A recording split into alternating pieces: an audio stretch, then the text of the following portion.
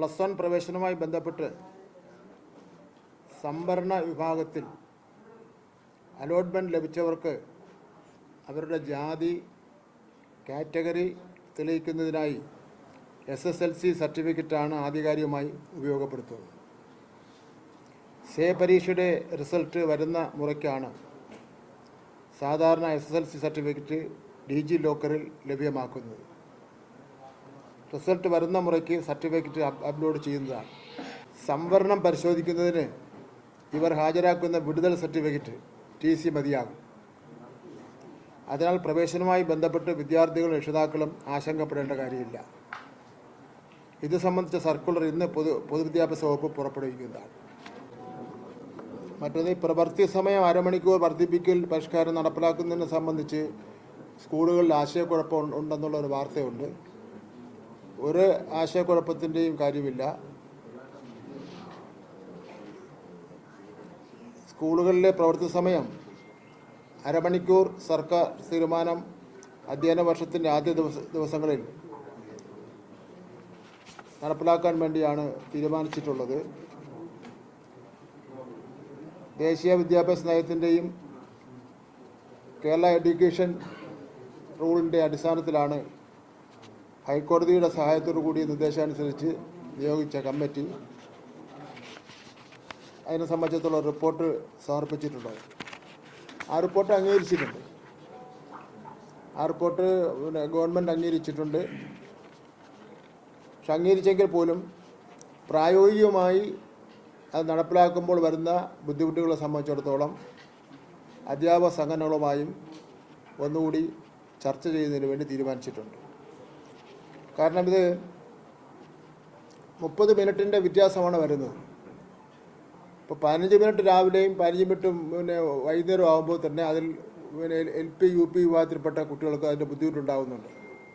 അപ്പോൾ അതുകൊണ്ട് ഈ ആഴ്ച തന്നെ ഇതിനെ സംബന്ധിച്ചിടത്തോളം ഒരു വ്യക്തത വരുത്തുന്നതാണ്. ഇപ്പോൾ സംസ്ഥാന ഗവൺമെൻറ് തീരുമാനിച്ചിട്ടുള്ള ഉത്തരവനുസരിച്ച് മുന്നോട്ട് പോകേണ്ടതാണ്. സ്കൂൾ തുറന്ന ആദ്യത്തെ 2 ആഴ്ചക്കാലം പൗരബോധവും ഒക്കെ പഠിക്കുന്നതിന് വേണ്ടി കുട്ടികൾക്ക് സബ്ജക്റ്റുകൾ നമ്മൾ കൊടുത്തിരുന്നു. 1 ലഹരിക്കെതിരെ, 2 റോഡ് നിയമങ്ങൾ പഠിക്കുന്നതിനെ സംബന്ധിച്ചിടത്തോളം, 3 വ്യക്തി ശുചിത്വം, മാലിന്യ സംസ്കരണം, ആരോഗ്യം, വ്യായാമം, മൊബൈൽ ഫോൺ, ടാബ് തുടങ്ങിയവ ഉപയോഗിക്കുന്നതിനെ സംബന്ധിച്ചിടത്തോളം പൊതുമുതൽ സംരക്ഷണം, പരസ്പര സഹകരണം, പൊതു ക്രോഡീകരണം. ഇതിനെ സംബന്ധിച്ചിടത്തോളം ഹോംവർക്ക് അധ്യാപക നിലവാരത്തിൽ നടത്തി അത് അധ്യാപകർക്ക് പഠിപ്പിക്കാൻ പറ്റുന്ന നിലയിൽ അതിൻ്റെ സ്കൂൾ തലത്തിൽ തന്നെ ഇത് എത്തിച്ചിട്ടുണ്ട്. ഒരു പരാതി വന്നതെന്ന് വെച്ചാൽ ചില സ്കൂളുകളിൽ കിട്ടിയിട്ടില്ല എന്നുള്ള ഒരു പരാതിയാണ് വന്നിട്ടുള്ളത്. എല്ലാ സ്കൂളുകളിലും ഇത് എത്തിച്ചിട്ടുണ്ട്. ഇതിൽ ചില വിഷയങ്ങൾ, ഏതാണ്ട് എല്ലാ വിഷയങ്ങളും അധ്യാപകർക്ക് ഇപ്പോൾ തന്നെ നന്നായി അറിയാവുന്നതാണ്. ഈ വിഷയങ്ങൾ അധ്യാപകരുടെ ഒരാഴ്ചക്കാലം നീണ്ടു നിൽക്കുന്ന ക്ലാസ് എടുത്തിട്ടുള്ളതാണ് ഈ വിഷയങ്ങളെ സംബന്ധിച്ചിടത്തോളം. അപ്പോൾ ഈ വിഷയങ്ങൾ പഠിപ്പിക്കുന്നതിന് വേണ്ടിയുള്ള മോഡ്യൂൾ സ്കൂൾ തലം വരെ എത്തിച്ചിട്ടുണ്ട്. അതിനെ സംബന്ധിച്ച് ആരും ഉത്കണ്ഠപ്പെടേണ്ട കാര്യമില്ല.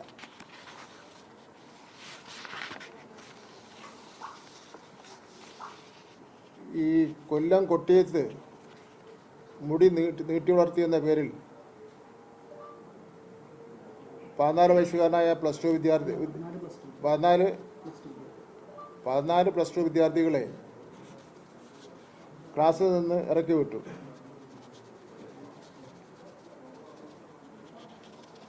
ഇതിനെ സംബന്ധിച്ചിടത്തോളം ഞങ്ങൾ ബന്ധപ്പെട്ടു. ഇത്തരമൊരു സംഭവം നടന്നത് ശരിയാണ്. ഞാൻ നടന്ന സ്കൂളിൻ്റെ പേരൊന്നും പറയുന്നില്ല. എന്തായാലും ഇത് കേരളത്തിൻ്റെ സംസ്കാരത്തിന് യോജിച്ചല്ല എന്നുള്ള വിവരം സ്കൂളിൻ്റെ അധികാരികൾ ഓർക്കുക. കൊല്ലം RDD ഹയർ സെക്കൻഡറിയും കൂടെ ഉൾപ്പെട്ട സ്ഥലമായതുകൊണ്ട് കൊല്ലം RDD ഇതിനെ സംബന്ധിച്ച് ഒരു അന്വേഷിച്ച് റിപ്പോർട്ട് നൽകുന്നതിന് വേണ്ടി പറഞ്ഞിട്ടുണ്ട്. ഇത് സാധാരണഗതിയിൽ നമ്മുടെ കേരളം പോലൊരു സംസ്ഥാനത്ത് ഒരിക്കലും ഉണ്ടാവാത്ത കാര്യമാണ്. ഒരു അച്ചടക്കത്തിൻ്റെ പേരിലും ഇത്തരത്തിലുള്ള പ്രാകൃതമായിട്ടുള്ള കാര്യങ്ങൾ ഒരു സ്കൂൾ അധികാരികളും ചെയ്യാൻ പാടുള്ളതല്ല. അങ്ങനെയാണെങ്കിൽ അത്തരക്കാർക്കെതിരെ കർശനമായ നടപടി സ്വീകരിക്കേണ്ടി വരുമെന്നുള്ള കാര്യം സൂചിപ്പിക്കുകയാണ്. ഈ പോക്സോ കേസിൽ ഉൾപ്പെട്ട ഒരു വ്യക്തിയെ പ്രവേശനോത്സവത്തിൽ പങ്കെടുപ്പിച്ചതിനെ സംബന്ധിച്ചിടത്തോളം വ്യാപകമായ പ്രതിഷേധം ഉയർന്നു വന്നിട്ടുണ്ട്. പൊതുവിദ്യാഭ്യാസ വകുപ്പിനെ സംബന്ധിച്ചിടത്തോളം പോക്സോ കേസുമായി ബന്ധപ്പെട്ട അല്ലെങ്കിൽ അതുമായി സമാനതയുള്ള മറ്റ് പ്രവൃത്തികളിൽ ഏർപ്പെട്ടിട്ടുള്ള വിഷയങ്ങളിൽ അതികർശനമായ നടപടി സ്വീകരിക്കുന്ന നിലപാടാണ് ഞങ്ങൾ സ്വീകരിച്ചിട്ടുള്ളത്. ഇപ്പോൾ തന്നെ പൊതുവിദ്യാഭ്യാസ വകുപ്പുമായി ബന്ധപ്പെട്ട് പോക്സോ കേസിൽ ഉൾപ്പെട്ടിട്ടുള്ള 12 പേരെ ഡിസ്മിസ് ചെയ്തിട്ടുണ്ട്. ബാക്കി 70ഓളം വരുന്ന കേസുകൾ അന്വേഷണ പുരോഗതിയിലാണ്. പക്ഷേ അന്വേഷണ അപ്പോയിൻമെൻറ്റ് ചെയ്യുന്ന ഉദ്യോഗസ്ഥനാണ് അച്ചടക്ക നടപടി സ്വീകരിക്കേണ്ടത്. ഇപ്പോൾ ഇവിടെ DD-മാരും RDD-മാരുമാണ് നടപടി സ്വീകരിക്കേണ്ടത്. എന്നാൽ പലപ്പോഴും DD-മാരും RDD-മാരും നടപടി സ്വീകരിക്കുന്നതിന് അവർ ഒരു വൈമുഖ്യം കാണിക്കുകയാണ്. അത് അവരോട് വിശദീകരണം ചോദിച്ചിട്ടുണ്ട്. അത്തരം ആൾക്കാരോട് ഗവൺമെൻറ് വിദ്യാഭ്യാസ ഡയറക്ടർക്ക് നടപടിയെടുക്കുന്നതിന് വേണ്ടിയുള്ള ഉത്തരവ് കൊടുത്തു. അതിൻ്റെ അടിസ്ഥാനത്തിലാണ് ഈ 12 പേരെ പിരിച്ചുവിടുന്നതിന് വേണ്ടി തയ്യാറായിട്ടുള്ളത്.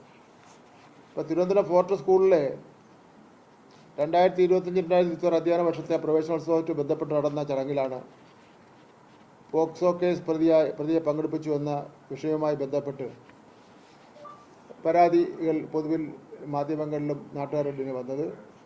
വിദ്യാഭ്യാസ ഉപഡയറക്ടർ അന്വേഷണത്തിന് വേണ്ടി അപ്പോൾ തന്നെ ഞാൻ ചുമതലപ്പെടുത്തി. അന്വേഷണം ഇന്നലെയും ഒക്കെ അന്വേഷണം ഗൗരവമായി തന്നെ നടന്നിട്ടുണ്ട്. റിപ്പോർട്ട് ലഭിച്ചിട്ടുണ്ട്.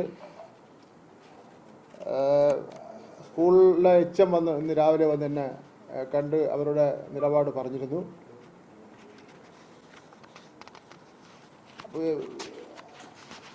അപ്പം അതിനെ സംബന്ധിച്ചിടത്തോളം നടപടി സ്വീകരിക്കും. അതിൽ സ്കൂൾ HM-ൻ്റെ പ്രഥമാധ്യാപകൻ്റെയൊക്കെ അഭിപ്രായം അവിടെ ഒരു സന്നദ്ധ സംഘടനയാണ് കുട്ടികൾക്ക് പാഠപുസ്തകവും നോട്ട് പുസ്തകവും അതുപോലുള്ള പഠനോപകരണങ്ങൾ കൊടുക്കുന്നത്. അവരാണ് ഈ വിവാദമായിട്ടുള്ള വ്യക്തിയെ പങ്കെടുപ്പിച്ചത്. അവർക്ക് അബദ്ധം പറ്റിയാണ് എന്നുള്ള നിലയിൽ അവർ പറഞ്ഞിട്ടുണ്ട്. എന്തായാലും പോക്സോ കേസ് പ്രതിയെ പ്രവേശനോത്സവത്തിൽ പങ്കെടുപ്പിച്ചത് ശരിയായില്ല. അത്തരക്കാരെ സംസ്ഥാനത്തെ സ്കൂളിൽ നടക്കുന്ന ഒരു പൊതുചടങ്ങിലും പങ്കെടുപ്പിക്കുവാൻ പാടില്ല എന്നുള്ള കാര്യം കൂടി ഞാൻ വ്യക്തമാക്കുക. സ്വാഭാവികമായിട്ട് അവരെന്ത് പറഞ്ഞാലും എന്ത് അറിഞ്ഞില്ല എന്ന് പറഞ്ഞു കഴിഞ്ഞാലും സ്കൂൾ അധികൃതർക്ക് അതിനൊരു വീഴ്ചയുണ്ടല്ലോ. അപ്പോൾ ഒരു സന്നദ്ധ സംഘടന അവിടെ അവരെ സഹായിക്കുന്നു എന്നുള്ളത് കൊണ്ട് വിദ്യാർത്ഥികളുടെ ഒരു സംസ്ഥാനാടിസ്ഥാനത്ത് നടക്കുന്ന ഒരു പൊതുചടങ്ങിൽ ആരെയും കയറ്റി പങ്കെടുപ്പിക്കാൻ വേണ്ടി പറ്റില്ലല്ലോ. ഒരു HM-നും അവിടുത്തെ ടീച്ചർമാർക്കും ഇങ്ങനൊരു വ്യക്തിയെ അറിയില്ല എന്ന് പറഞ്ഞത് ശരിയല്ലല്ലോ. കാര്യങ്ങൾ ചെറുതാണെങ്കിലും വളരെ ഗൗരവമുള്ള വിഷയങ്ങളാണ്. ഞാൻ ചോദിക്കാമെന്ന് ചോദിച്ചോളാം. ഇത് എയ്ഡഡ് മാനേജ്മെൻറ്റാണ്. അപ്പോൾ നമുക്ക് അതിന് എയ്ഡഡ് മാനേജ്മെൻറ്റ് നടപടി സ്വീകരിക്കാനുള്ള അധികാരം ഗവൺമെൻറ്റിനുണ്ട്. അതിനൊരു മാർഗ്ഗനിർദ്ദേശമുണ്ട്. അതിൽ ആദ്യത്തെ ഫസ്റ്റ് നിർദ്ദേശം സ്കൂൾ മാനേജറോട് ആവശ്യപ്പെടും നടപടി സ്വീകരിക്കാൻ വേണ്ടി. സ്കൂൾ മാനേജർ അതിന് തയ്യാറായില്ലെങ്കിൽ പിന്നെ ഗവൺമെൻറ് നേരിട്ട് നടപടി സ്വീകരിക്കും.